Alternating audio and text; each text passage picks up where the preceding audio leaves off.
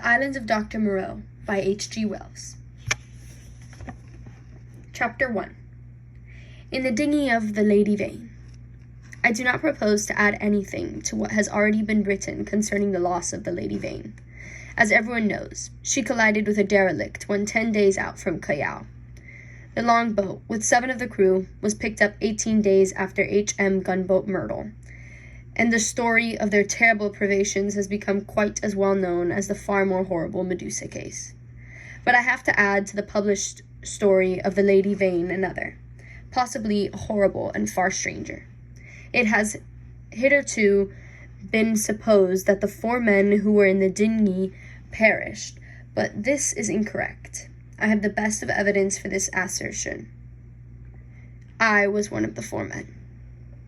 But in the place I must state that there were never 4 men in the dinghy.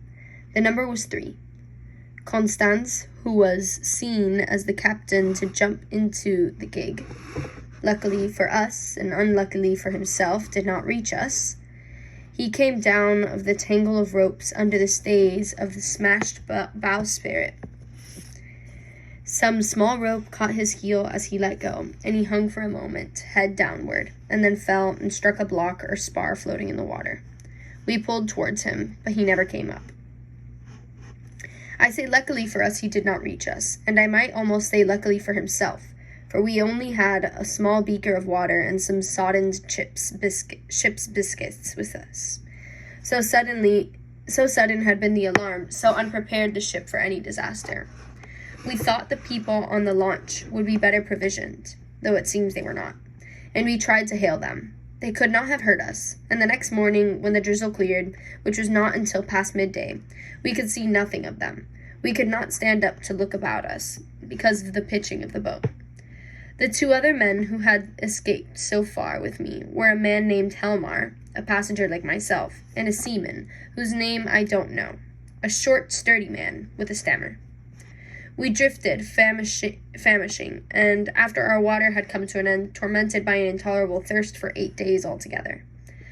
After the 2nd day, the sea subsided slowly to a glassy calm. It's quite impossible for the ordinary reader to imagine those 8 days. He has not, luckily for himself, anything in his memory to imagine with. After the 1st day, we said little to one another, and lay in our places on the boat and stared at the horizon, or watched, with eyes that grew larger and more haggard every day.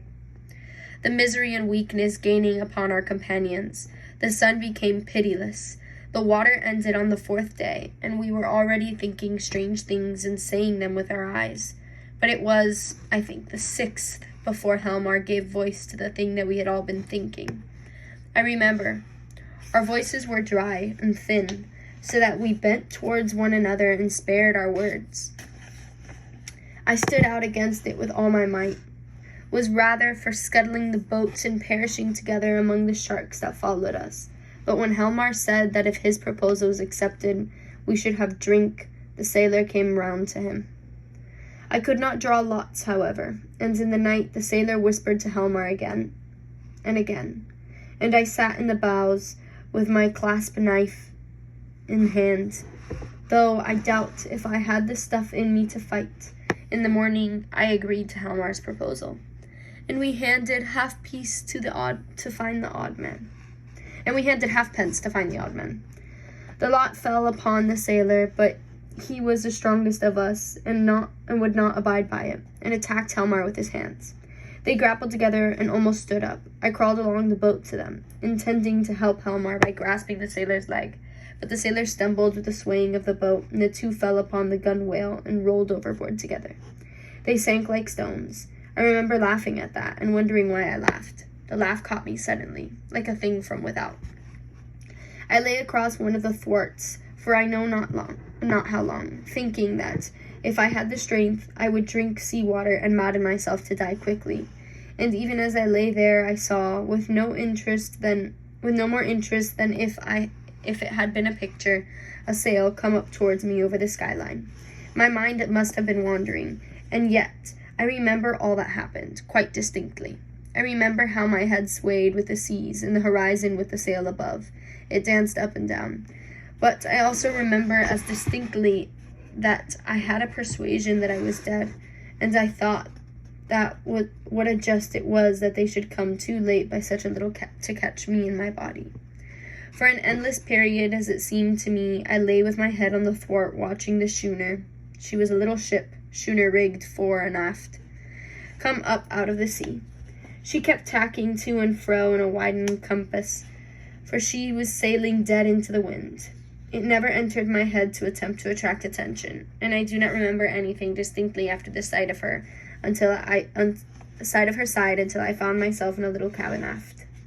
There's a dim half memory of being lifted up to the gangway, and of a big round countenance covered with freckles and surrounded with red hair staring at me over the bulwarks.